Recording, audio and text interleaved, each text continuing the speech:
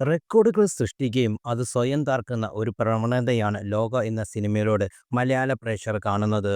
കേരളത്തിൽ നിന്ന് 38 ദിവസം കൊണ്ട് ഏറ്റവും കൂടുതൽ കളക്ഷൻ നേടിയ ചിത്രമായി മാറി ലോഗോ. 118 കോടിയാണ് ഇതുവരെ കേരളത്തിൽ നിന്ന് നേടിയത്.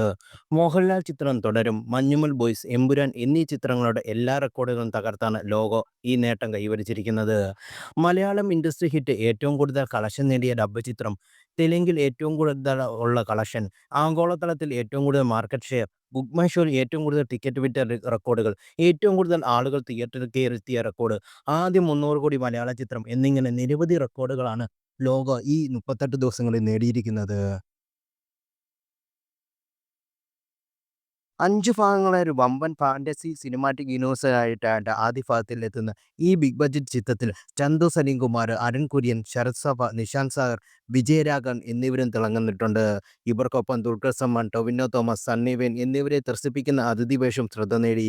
ചിത്രത്തിന്റെ രണ്ടാം ഭാഗം പ്രഖ്യാപിച്ചുകൊണ്ടുള്ള ടീസർ കഴിഞ്ഞ ദിവസം അണിയറപ്പുറത്ത് പുറത്തുവിട്ടിരുന്നു.